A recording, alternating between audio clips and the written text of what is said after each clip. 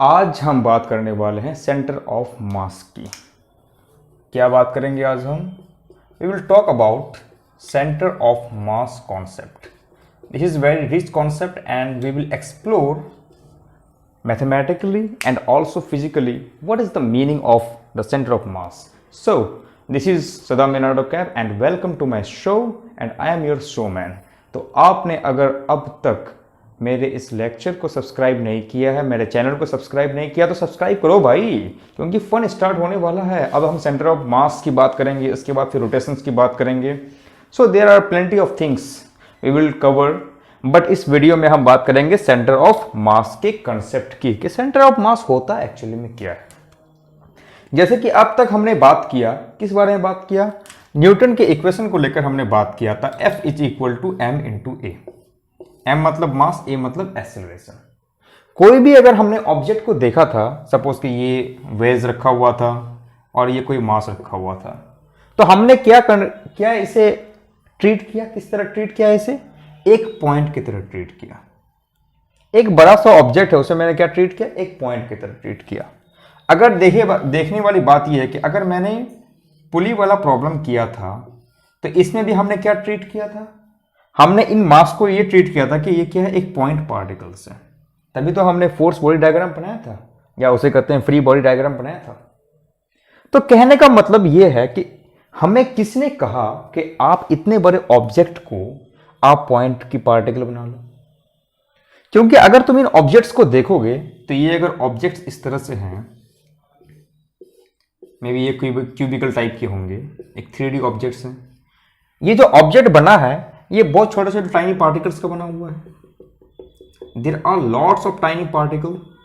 जब ये छोटे छोटे टाइनी पार्टिकल्स के बने हुए हैं तो बताओ कि इन पूरे के पूरे पार्टिकल को मैं नेगलेक्ट कर दूं और मैं कह दूं कि भाई ये तो क्या है? एक छोटा सा पॉइंट पार्टिकल है। अब कहने का मतलब ये है कि अगर मैं सोलर सिस्टम की बात करूं, मैं तो यहां मेरा सन है और सन से एक बहुत दूर क्या है? मेरा अर्थ है, और इसके बीच का जो डिस्टेंस है वो इतना बड़ा है, इतना ज्यादा है कि इनका जो डायमीटर्स है, वो जो डायमीटर्स इनका है वो बहुत छोटा हो जाता है। तो अगर दूर से आप देखोगे तो ये मेरे को दिखता है क्या? Point particle. चलो अगर मैं दूर दृष्टि की बात करूं, पॉइंट पार्टिकल मान लूं in the comparison of R, के दो बीच की डिस्टेंस है उनको मैं मान लूं आर। चलो ठीक है, एक सेंस बनता है कि आपने इस हिसाब से मान लिया। बट इन पुलिस को तो हम देखते हैं, चाहे कुआं से पानी निकालना हो या बॉल को फेंकना हो, तो हमने बॉल को फेंका, प्रोजेक्टर वाला मोशन किया, उसमें मैंने कभी बात किया था कि मास जो तुम बॉल फेंकोगे उसका डायमेंशन क्या है? नहीं, हमने सिर्फ क्या बात किया था? एक पॉइंट पार्टिकल मान लो, उसकी वेलोसिटी क्या है? इस डायरेक्शन में। तो सवाल ये होता है, एक बहुत ही बेहतरीन सवाल ये है, जब ये जो पार्टिकल्स हैं ये एक रियल पार्टिकल्स, रियल ऑब्जेक्ट्स हैं, इन रियल ऑब्जेक्ट्स के आप डायमेंशन की एकदम बिल्कुल परवाह ही नहीं करते हो कि इनका डायमेंशन तो है भाई, इनके पास लेंथ, ब्रेथ एंड हाइट है, और ये जो पार्टिकल्स बने हुए हैं बहुत छोटे छोटे टाइनी पार्टिकल्स के बने हुए हैं। तो आपने उन सबको हटा दिया, और आपको तो ये भी पता होना चाहिए कि ये छोटे छोटे पार्टिकल्स हैं, जैसे कि आपने देखा है किसको? वाटर को। जब उसे आप 0 डिग्री सेल्सियस से नीचे करोगे या 0 डिग्री सेल्सियस पे, वो क्या होता है? आइस में कन्वर्ट होता है। तो आइस क्या है? एक सॉलिड है। तो सॉलिड में जो भी हाइड्रोजन के मॉलिक्यूल्स वो क्या होते हैं? पास पास आते हैं। तो इनमें जो इंट्रैक्शन है वो क्या हो गया? डिस्टेंस की वजह से, वो फ्रीज की वजह से, टेम्परेचर लो होने की वजह से वो जो मॉलिक्यूल्स वो पास पास होते हैं। ठीक है, तो इनमें कौन सा इंट्रैक्शन है? एक इलेक्ट्रिक फोर्स लगता है इसमें। तो बताओ, इसमें इलेक्ट्रिक फोर्स भी है और भी डिफरेंट जो एटम्स के बीच फोर्स लगते हैं वो भी है। हमने सब कुछ नेग्लेक्ट कर दिया, और हमने ये भी नेग्लेक्ट कर दिया कि एक आइस को तुम कह सकते हो कि एक पॉइंट पार्टिकल है। ये कुछ पल्ले नहीं पड़ रहा, आखिरकार क्यों हम ऐसा कर सकते हैं? तो कहने का मतलब कि ये एक बहुत ही इंटरेस्टिंग चीज़ है, ये बहुत ही इंटरेस्टिंग कॉन्सेप्ट है, और इसे हमें समझना है कि ये हम किस तरह कर सकते हैं। इसे समझने के लिए हम ये करेंगे कि ये जो इतना बड़ा ऑब्जेक्ट है, हम उसे ऑब्जेक्ट नहीं करके हम क्या कहेंगे? सिस्टम कहेंगे। क्या कहेंगे? सिस्टम। ये जो सिस्टम बना हुआ है वो क्या हो गया? छोटे छोटे पार्टिकल से बना हुआ है, हर पार्टिकल का क्या है? कोई अपना अपना एक मास है। ऑब्वियसली हमारा तो कहीं ना कहीं ओरिजिन होगा, कोई एक सर्टेन ओरिजिन है, तभी तो हम बता सकते हैं कि कोई भी मोशन जो होती है वो रिलेटिव होती है। तो मैंने कोई एक ओरिजिन ले लिया और मैंने देखा कि भाई यहां से कुछ दूर एक सिस्टम है, तो मेरे को लोकेट करना है ये जो छोटे छोटे जो पार्टिकल जिससे मिलके हुए बने हैं। तो मैं ये सोचूंगा कि मे बी ये क्या है, nth पार्टिकल होंगे। कैसे पार्टिकल है, n पार्टिकल, यानी एक पार्टिकल, 2 3 4 ऐसे करते करते क्या है, may be n number of particles होंगे, और n नंबर ऑफ पार्टिकल्स मिलके इस पूरे सिस्टम को बनाया है।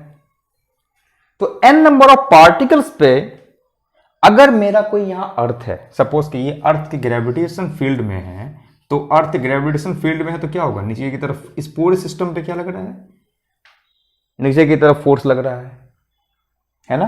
तो यानी इस पूरे सिस्टम पे हमारा क्या हो रहा है, एक एक्सटर्नल फोर्स लग रहा है। क्या कहेंगे हम उसे, external force due to gravity. बहुत बढ़िया। सपोज तुम्हारे पास एक बॉल है, बॉल को तुमने बैट से मारा, तो एक तरफ अर्थ ग्रेविटी लगा रही है और एक तरफ तुमने उसे दे मारा बैट से, तो अल्टीमेटली एक्सटर्नल फोर्स लगा। बट बात ये करे बॉल बना किससे है, तो बॉल कोई छोटा छोटा पार्टिकल से तो बना है ना। तो ऑब्वियसली अगर मैं इस पार्टिकल की बात करूं, इसमें अगर मास है तो ये पार्टिकल क्या करेगा, इस पे फोर्स लगाएगा, ये इस पे फोर्स लगाएगा, ये इस पे फोर्स लगाएगा, ये भी क्या करेगा, इस पे फोर्स लगाएगा। तो एक जो हो गया इस पूरे सिस्टम पे पूरा का पूरा फोर्स एक्सटर्नल फोर्स लगा जो ग्रेविटी की वजह से होगा। चलो हमने कह दिया एक एक्सटर्नल फोर्स लगा। बट अगर हम इस मॉलिक्यूल को देखें जो nth पार्टिकल है, क्या है ये, एक nth पार्टिकल है। तो अगर हम इस nth नंबर ऑफ पार्टिकल की बात करें तो उसमें कौन सा फोर्स लग रहा है, तो उसमें एक तो इस पूरे सिस्टम में क्या लग रहा है, एक्सटर्नल फोर्स लग रहा है, तो ऑब्वियसली उसमें भी कुछ फोर्स लगेगा। तो force external at this particle, may be इस पार्टिकल का नाम मैंने रख दिया क्या, n नंबर, n पार्टिकल, तो लेट्स से n। उसके बाद इस पार्टिकल पे इसके नेबरिंग पार्टिकल की वजह से कुछ फोर्सेस लग रहे हैं जिन्हें हम कहेंगे इंटरनल फोर्स। क्या कहेंगे हम इसे, इंटरनल फोर्स इक्वल टू, अब हमने जो पिछली बार बताया था आपको कि जो फोर्स होती है वो क्या होती है, rate of change in momentum होती है। तो all the force acting on this body is nothing but the rate of change in body, और ये मैंने कौन सा बॉडी लिया है, this is n body by dt। तो आप समझ रहे हो ना, ये जो सिस्टम है वो n नंबर ऑफ पार्टिकल से बना है। तो मैंने बस एक पार्टिकल को पिक कर लिया n।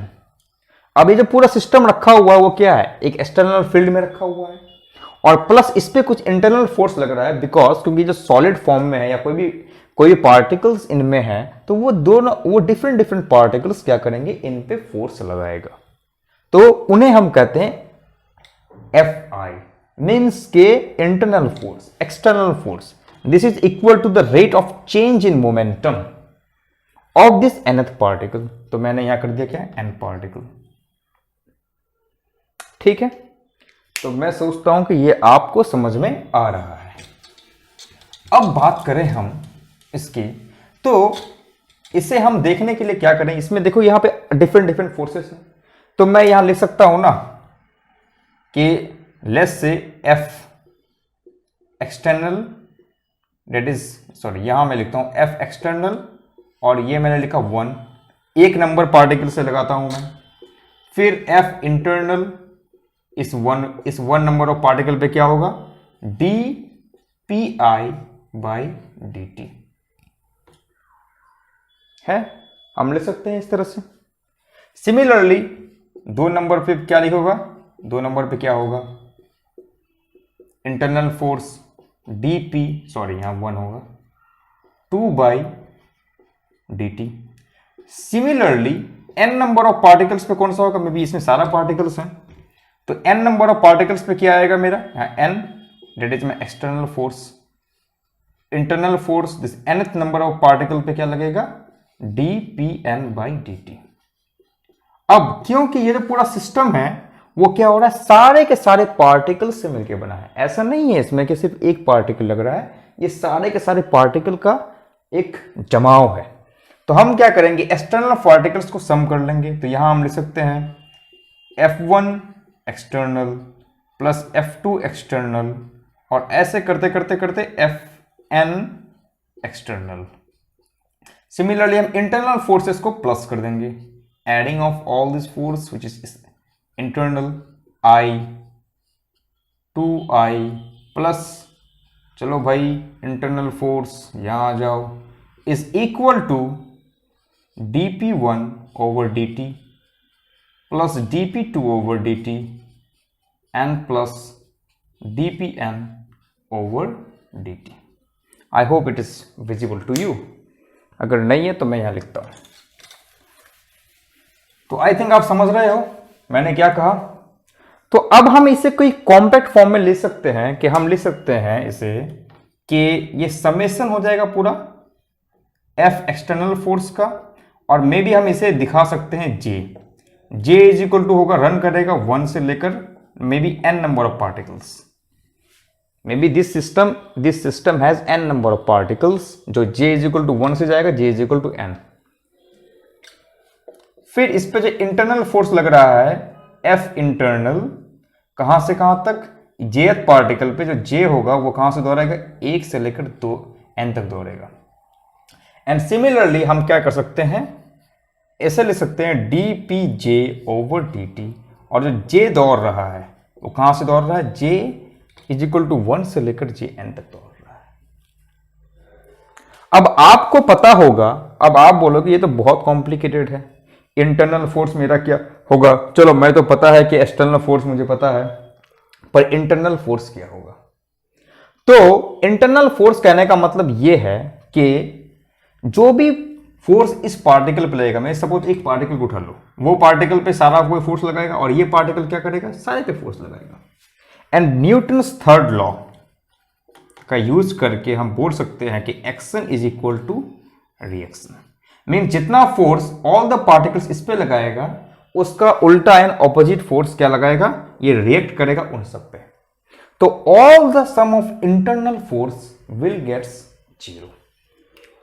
आर्ग्यूमेंट को समझना कि इंटरनल फोर्स जो हो जाएगा मेरा summation of all the internal force, तो चाहे हमने कुछ भी ले रखा है J इज इक्वल टू 1 से लेकर n तक, जो भी इंटरनल फोर्स लग रहा है, इलेक्ट्रिक फोर्स लगे या कोई भी एटॉमिक टाइप का फोर्स लगे, मुझे कोई फर्क नहीं पड़ता। मैं ये बोल रहा हूं कि J इज इक्वल टू 1 से लेकर nth जितना भी मासेस है, उन सब के सम न्यूटन्स के इस आर्ग्यूमेंट से कि जितने अदर पार्टिकल्स उस पर फोर्स लगाएंगे, ये भी उतना ही फोर्स लगाएगा in opposite direction, therefore all the forces is equal to 0। That's all. बचा क्या मेरे पास, तो मेरे पास यहां बचता है J is equal to 1 n is equal to J is equal to 1 into n dpj over dt। Oh sorry, यहां पे क्या है, Jth पे एक्सटर्नल फोर्स।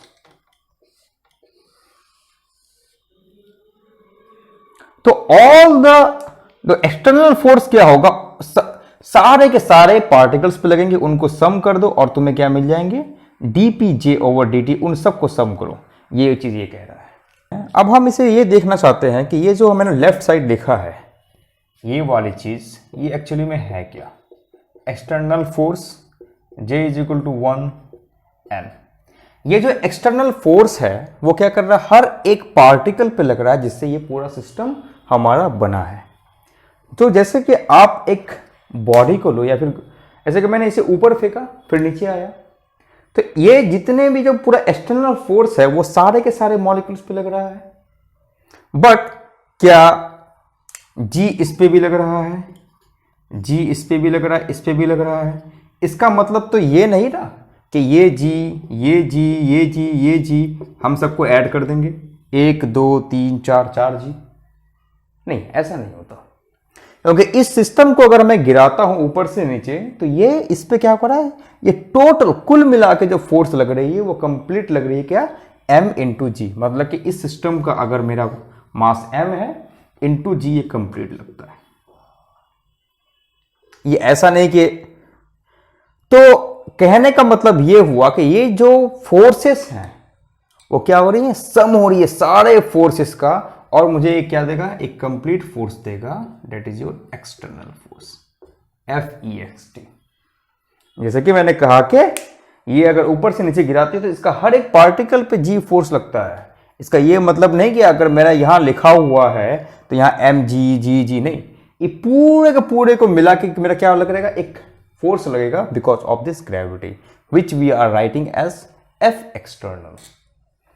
तो हम इसे लिख सकते हैं F external is equal to DPJ, यानी कि एक पार्टिकल, यानी कोई भी आप एक पार्टिकल ले लो, उस पर क्या लगेगा, A फोर्स लगेगा, J is equal to 1 to N। Okay, तो ये एक्सटर्नल फोर्स लगा, टोटल सम के दिस वन। अब हम इसे देख सकते हैं, अब राइट हैंड साइड को देखेंगे। अब राइट हैंड साइड में हमारा क्या है, तो राइट हैंड साइड को अगर हम सही से देखें तो हम इसे पता चलता है कि हम इसको ऐसे भी ले सकते हैं, d/dt of summation J is equal to 1 to N and ये PJ, यानी कि जितना भी मोमेंटम है पार्टिकल का, 1 2 3 4 जितने पार्टिकल उन सब के सम कर दो and then derivative, it will give you this simple F external force.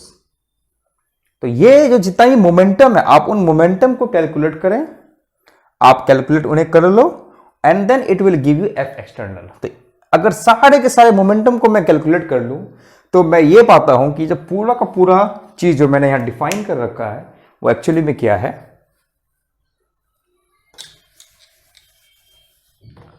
तो इसे मैं लिख सकता हूं sum of all the momentum J is equal to 1 to N is nothing but the total momentum of the system। तो हम यहां लिख सकते हैं F external is equal to d/dt of this total momentum। यही चीज हम क्या कर रहे थे, इतने टाइम तक कर रहे थे कि जो भी टोटल फोर्स लग रहा है हम वो लिख रहे थे total momentum over time.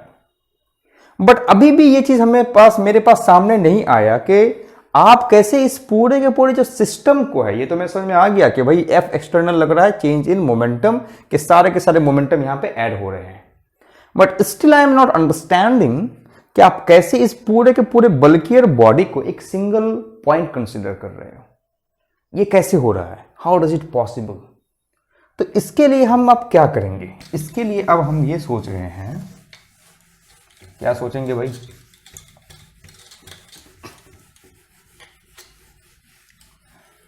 Suppose कि मैं, अगेन सिस्टम है और सिस्टम एक ओरिजिन है यहां पे, अगर मैं ये सोचूं कि चलो जिस तरह से इस सिस्टम को मैं क्या कर सकता हूं, एक कॉम्पैक्ट ऑब्जेक्ट बना सकता हूं, एक कॉम्पैक्ट पॉइंट पार्टिकल बना सकता हूं, तो मैं मान रहा हूं कि ये जो सिस्टम है एक पूरा पॉइंट पार्टिकल यहां पे आ गया, सिस्टम को मैंने लिया, स्क्वीज कर लिया, और ये जो है इसकी जो डिस्टेंस है वो क्या है, तुम्हारी R है, ऑरिजिन से लेकर R यहां पर है, क्योंकि मैं मान सकता हूं एक पूरा ऑब्जेक्ट है उसको मैं पॉइंट पार्टिकल कंसीडर कर सकता हूं, जैसे कि मैं अब तक करते आया हूं। ठीक है, क्या कर सकता हूं, इस पे फोर्स कितना लगेगा, एक्सटर्नल फोर्स क्या लगेगा, मे बी इस पूरे के पूरे सिस्टम का जो मास है वो क्या है, मेरा M है, M मैंने ले लिया, और मेरे को पता है यहां पे क्या होगा, d/dt², ये मेरा क्या है, एक्सीलरेशन है, और मैंने पहले ही कहा था कि मैं अगर कोई क्वांटिटी है dq/dt तो उसे मैं क्या लिखूंगा, q डॉट से लिखूंगा, तो मैं इसे लिख सकता हूं mr_, क्योंकि इतना बड़ा कौन लिखेगा, इज इक्वल टू, स्टिल मैं यहां लिखूंगा क्या, d/dt ऑफ दिस मोमेंटम। अब लिख दिया मैंने इसे, लेकिन मुझे पता है कि ये जो मोमेंटम आया, एक्चुअली में मोमेंटम क्या है, momentum is sum of all the momentums, J is equal to 1 से लेकर ये क्या तक है, मे बी N तक है ना, ये बड़ा N तक। पहले मैंने ये कंसीडर किया कि ये जो पूरा का पूरा सिस्टम है उसका मास क्या है, M है। अब जैसे कि हम पहले इसको दिखाते थे कि ये जो पूरा मास है वो क्या है, वो जो मास को मैं क्या करता, एक पॉइंट पार्टिकल कंसीडर कर रहा था and everything was always same, तो मैंने कहा कि चलो ये पॉइंट जो है वो यहां आ गया, एंड नाउ स्टिल कि ये जो मैंने ये किया कि इसका लोकेशन कहां है, इसका लोकेशन मैंने बोला कि मे बी R है फ्रॉम द ऑरिजिन। इतनी बात क्लियर है। तो इस पे फोर्स क्या लगेगा, अगर एक्सटर्नल फोर्स है तो mr_, is equal to rate of change in momentum. पर ये जो मोमेंटम है वो बना किससे है, all the little momentums of individual particles. ये जो है जो सिस्टम बना है इंडिविजुअल पार्टिकल्स से उसका है। तो अब मैं इतना डॉट नहीं देके अभी एक दो डॉट दिखाता हूं। तो क्या होगा अगर मे बी इसके पास कोई पार्टिकल यहां है, कोई पार्टिकल यहां है, कोई पार्टिकल यहां है, कोई पार्टिकल यहां है, ये पूरा सिस्टम इस तरह से बना हुआ है।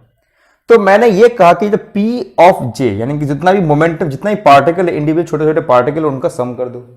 मुझे पता है कि मोमेंटम इज इक्वल टू क्या होता है, m इंटू वी और m into D R by D T है।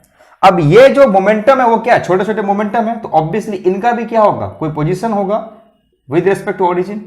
तो मैंने कहा कि इसका जो पोजीशन है वो मे बी r1 है, इसका जो पोजीशन है वो क्या है, r2 है। सिमिलरली इसका जो पोजीशन है वो क्या होगा, मे बी r3 है, एंड सो ऑन, इस तरह से होगा।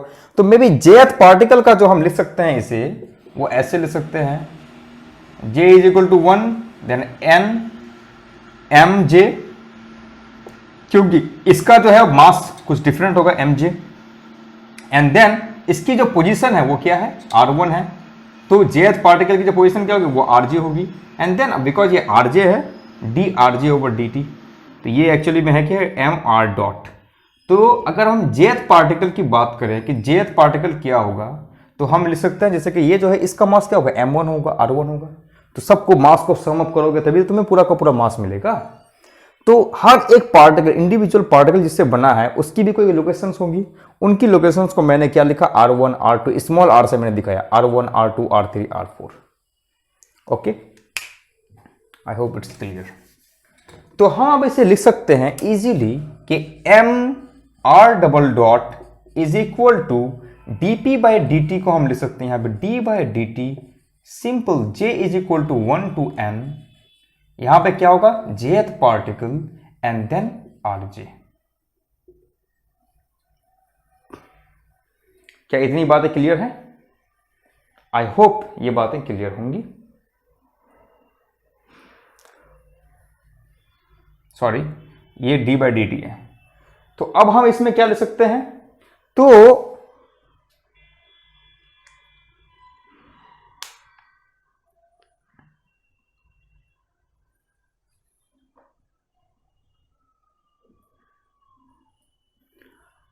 जब आप देख रहे हो इस चीज को, M R double dot is equal to D by D T of M J R J, तो इसे हम क्या ले सकते हैं इस तरह से कि J is equal to 1 n M J, और यहां क्या आएगा, आर जे। अगेन फिर से अगर ये डेरिवेटिव हो जाएगा तो ये आ गया। नाउ सिंस के एम जे कॉन्स्टेंट है, जो मासेस जिससे बना है वो क्या कॉन्स्टेंट है, तो इस पर कोई इफेक्ट नहीं पड़ेगा। And this guy is nothing but R double dot. तो this can be easily written as M R is equal to J is equal to 1 to n m of R J. कोई problem है? Sorry, m of R J. Is there any problem? No, because ये जो d2 by D T square और ये जो d2 by D T आएगा, वो दोनों क्या सेम है। तो अगर इसको हम दो बार डिफ्रेंशिएट करेंगे तो हमें क्या मिलेगा, अगेन ये सेम मिलेगा। तो ये जो हमने बताया कि 1 by R is equal to m, J is equal to 1 to n mj and rj, sum of all the individual masses into its distance, give you where is the location that you have thought कि इस पूरे के पूरे object को आप क्या करो, एक सिंपल मास में, सिंपल इसमें क्या करो, पॉइंट पार्टिकल को कंसीडर कर सकते हो। तो मीन्स उसकी जो एक्सीलरेशन यहां से मुझे मिलता है कि अगर मैं उसकी एक्सीलरेशन को लूं कि इस पूरे के पूरे ऑब्जेक्ट को मैं अगर एक सिंगल पार्टिकल बनाऊं और उसका जो एक्सीलरेशन होगा वो क्या होगा, सेम होगा अगर तुम इन सारे के सारे एक्सीलरेशन को क्या करो, एक साथ ज्वाइन करके देखो। तो अगर ये ऑब्जेक्ट जिस वे से एक्सीलरेट हो रहा है, तो इसके उतने सारे के सारे पार्टिकल्स भी उसी वे में क्या होंगे, एक्सीलरेट होंगे। Therefore, I can easily say that I can assume an object like a point particle. तो अगर मैं इसको इस तरह से यहां फेंक रहा हूं तो मुझे कोई ज़रूरत नहीं है कि मैं ये बताऊं कि इसकी डायमेंशन कितनी है, कुछ नहीं है। मैं इसे कंसिडर कर सकता हूं as a point particle with respect to this whole earth. Whole earth, क्योंकि ये जो गिर रहा है वो क्या कर रहा है, एक्सटर्नल फील्ड की तरफ गिर रहा है। तो ये जो मैं लिख रहा हूं ये क्या है, ये जा रहा है एक्सटर्नल फील्ड की वजह से। ये किसकी वजह से हो रहा है, एक्सटर्नल फील्ड की वजह से। तो अगर किसी ऑब्जेक्ट को आप एक्सटर्नल फील्ड की तरफ रख रहे हो तो उसमें जो एक्सीलरेशन होगा वो सेम होगा कि हर जो ऑब्जेक्ट है वो क्या कर रहे हैं, सारे के सारे पॉइंट्स या सारे के सारे इंडिविजुअल पॉइंट जिससे वो बने हैं उस पर भी क्या होगा, वो सेम होगा। देयरफॉर हम लिख सकते हैं इसको r is equal to 1 by m, j is equal to 1 to the power n, mj rj, and this is called center of mass. Means मेरे को मिला कि जो सेंटर है, यानी कि आपका जो एक्सटर्नल फील्ड में ये जो ऑब्जेक्ट मूव करेगी, जिसको आप पॉइंट पार्टिकल बना के रखे हो, उनका सेंटर ऑफ मास कहाँ है। जैसे कि आपका जो बॉडी है उसका सेंटर ऑफ मास कहाँ है, तो उसका सेंटर ऑफ मास क्या, आपके नेवल में है। सिमिलरली अगर मेरे पास कोई कॉपी है, कोई रजिस्टर है, सपोज ये मेरे पास रजिस्टर है, तो इसका सेंटर ऑफ मास कहां पे होगा। सेंटर ऑफ मास मतलब कि अगर मैं इसे गिरा रहा हूं तो मैं इसे कहां एस्यूम कर सकता हूं कि ये पॉइंट पार्टिकल की वजह से गिरेगा। तो ऐसा पॉइंट जो इसके पूरे के पूरे मास को क्या करे, इक्वली डिस्ट्रीब्यूट करे, जहां से वो कंप्लीट बैलेंस हो जाए। तो ये रहा मेरा centre of mass of this object. अब इससे आप घुमाते हो, वो वहां घूम जाती है। That is the concept of this centre of मास, कि हमें ये जानना है कि वो सेंटर ऑफ मास क्या है। अब उस सेंटर ऑफ मास का जो आपने एक्सेलरेशन देखा वो आपने एक्सेलरेशन देखा। सिमिलरली आप उसकी क्या करते हैं, सेंटर ऑफ मास की वेलोसिटी भी आप दे सकते हो।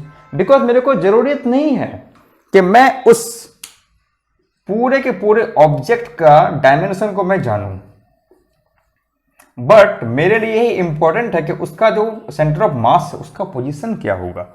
उसका position is too much important. Similarly ये जो आर था मेरा, इसे हम कहते हैं R C M is nothing but summation of J is equal to 1 to m mj rj। अगर मुझे इसकी वेलोसिटी चाहिए तो एक बार मैं डिफरेंशिएट कर दूंगा इस RCM को, तो ये हो जाएगी r dot is equal to nothing but 1 by m, j is equal to 1 to m mj rj dot. तो ये कह रहा है कि ये जो एक्सीलरेशन होगा वो सेंटर ऑफ मास का एक्सीलरेशन क्या होगा, ये सेंटर ऑफ मास की पोजीशन को बता रहा है, और ये बता रहा है कि उसका जो सेंटर ऑफ मास का जो वेलोसिटी है वो क्या है। आइए जरा हम इसे समझते हैं इस तरह से।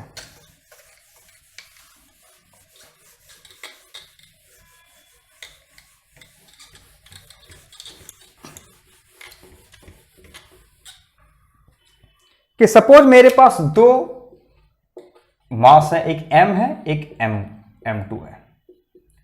मैंने क्या कहा था कि अगर मेरे को सेंटर ऑफ मास चाहिए तो मुझे पहले ये फिगर आउट करना पड़ेगा कि हमारा जो रेफरेंस फ्रेम है वो कहाँ है।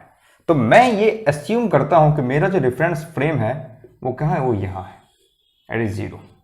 और यहां से जो मास m1 है वो लोकेट कहाँ है, r1 की तरफ, और सिमिलरली जो m2 है वो कहाँ है, r2 की तरफ। तो अब मुझे जानना है कि यहां से ये जो सेंटर ऑफ मास होगा इन दोनों के बीच वो कहां होगा। तो सपोज ये कोई एक बिल्कुल थिन लकड़ी से जुड़ा हुआ है या कोई रॉड से जुड़ा हुआ है, okay, I don't care about it this thing. तो जब अगर ये इस तरह से जुड़ा हुआ है तो मैं बोलूंगा कि इसका इन दोनों का सेंटर ऑफ मास क्या होगा। तो मैंने अभी अभी देखा centre of mass is equal to system, तो ये क्या मिलेगा, ये दोनों मिलके एक सिस्टम बनाएगा। तो मैं ये कहा किया कि 1 by m, may be in दोनों सिस्टम का जो मास है m है, तो m इज क्या होगा, m1 प्लस m2। अब बात करें हम इसकी, कितने सारे पार्टिकल हैं, एक पार्टिकल शुरू हुआ, नंबर ऑफ पार्टिकल्स कितने हैं, 2 हैं, mj rj। तो 1 by m यहां लिखेंगे हम, mj पहले एक पार्टिकल की देखें, m1 r1 प्लस अब j हो जाएगा 2 m2 r2। तो r जो cm होगा वो कहां होगा, वो होगा it's nothing but m1 r1 plus m2 r2, and I know what is the mass of this thing.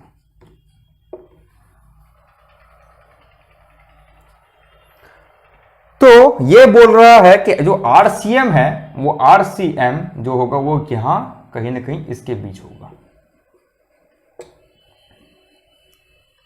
This is your RCM। अब ये कहता है कि सपोज कि अच्छा आप RCM बताओ, अब उसके बाद तुम्हें ये पता नहीं चल रहा है कि ये कहां है कहां नहीं है। सपोज मैं ये बोल दूं कि M1 जो है वो क्या है, M2 से काफी बड़ा है, काफी ज्यादा हैवियर है। तो ये दो ऑब्जेक्ट है जो लगे हुए हैं, सटे हुए हैं एक साथ। बट मैं ये माना कि जो RCM जो ये जो ऑब्जेक्ट है वो काफी बड़ा बन गया और ये बिल्कुल छोटा सा बन गया। एक तरफ बड़ा सा बॉल लगा दो और एक तरफ छोटा सा बॉल लगा दो। तो ये बोल रहा है कि RCM अब किस तरफ से हो जाएगा, यानी सेंटर ऑफ मास होगा सिस्टम का, वो कहां पे होगा। तो वो जो सेंटर ऑफ मास है वो कहां किस तरफ चले जाएगा, RCM is equal to M1R1 over M1 plus M2। क्योंकि M1 तो ऑलरेडी बहुत बड़ा है M2 से, तो इसके रेस्पेक्ट में M1R1 के रेस्पेक्ट में हम क्या करेंगे, M2R2 को क्या कर सकते हैं, नेगलेक्ट इजीली कर सकते हैं। तो M1 प्लस M2। अब ये M1 और M1 तो इससे फिर भी बड़ा है, क्या है, इससे फिर भी बड़ा है, काफी ज्यादा बड़ा है। बट सिस्टम का जो मास है वो क्या हो रहा है, M1 और M2 से बन रहा है। तो चाहे तुम यहां पे M1 लिखो या फिर कैपिटल M लिखो, इससे कोई फर्क नहीं पड़ेगा। तो अगर ये बहुत ज्यादा बड़ा हुआ तो ऑब्वियसली M1 और M2 में क्या हो जाएगा कि M1 पे सारा मास डिपेंड करेगा। मे बी ये क्या है 50,000 किलोग्राम और ये मास 1 किलोग्राम है। तो बताओ इसके रेस्पेक्ट में हम इसे बिल्कुल ही क्या कर सकते हैं, नेग्लेक्ट कर सकते हैं, क्योंकि ये दोनों मिला के बनाएगा भी कितना, 5001। तो अगर मैं इसे 5000 ही कंसीडर करूं कोई फर्क पड़ेगा नहीं, पड़ने वाला है। तो मैं ये बोलूंगा M1R1 बाई M1। तो ये कह रहा है RCM देखो अब किसके तरफ आ गया, R1 आ गया। तो ये कह रहा है कि अगर ये ऑब्जेक्ट जितना भारी हो जाएगा, मतलब कि जो अगर तुम्हारे पास कोई सिस्टम है और वो सिस्टम बना है कुछ इस तरह से, उसमें जो सिस्टम बना है वो डिफरेंट मास से बना है, और अगर मेरे पास कुछ ऐसा है कि एक मास बहुत बड़ा हो गया दूसरे से, तो जो CM है, जो सेंटर ऑफ मास है, जिसे हम सोचते हैं कि वो सेंटर ऑफ मास कहां होगा, वो एक्चुअली क्या करेगा, शिफ्ट हो जाएगा किसके, बड़े हैवियर ऑब्जेक्ट की तरफ। देखो अगर ये बहुत ज्यादा काफी ज्यादा भारी हो गया तो RCM इज इक्वल टू क्या हुआ, मेरा R1 हुआ। मतलब कि R1 में ही क्या हो गया, वो सिमट के रह जाएगा। समझ आई बात। That is the concept of centre of मास। अगर मैं यहां बोलूं कि अगर यहां पे मेरे पास सन है जो बहुत ज्यादा हैवियर है और ये मेरा अर्थ है, बताओ सेंटर ऑफ मास किस तरफ होगा। तो ऑब्वियसली ये मास ऑफ सन है, ये मास ऑफ अर्थ है, बट मास ऑफ सन इतना ज्यादा है कि इसके कंपैरिजन में मास ऑफ अर्थ बिल्कुल खत्म है। तो इन दोनों का जब सेंटर ऑफ मास निकालोगे तो सेंटर ऑफ मास कहीं यहां आएगा। That is the center of mass। तो अब तुम्हें बात समझ में आई होगी कि हम सेंटर ऑफ मास क्यों निकालते हैं, हमें सेंटर ऑफ मास की पोजीशन क्यों चाहिए। क्योंकि एक्सीलरेशन उतना कोई खास इंपॉर्टेंट नहीं है, क्योंकि जो एक्सीलरेशन सेंटर ऑफ मास, जैसे पॉइंट पार्टिकल जो हम मेजर करते हैं, वो सारे के सारे इंडिविजुअल मास के साथ बना होता है, उसका भी वो सेम उतना ही फोर्स लगेगा। थिंग इज दैट अगर तुम्हारे पास इस तरह के ऑब्जेक्ट है, कोई बड़े बड़े ऑब्जेक्ट हैं और तुमने उनको ड्रॉप कर दिया, तो तुम कहां बोलोगे इसका सेंटर ऑफ मास कहां है, कहां तुम इसे पॉइंट बना सकते हो।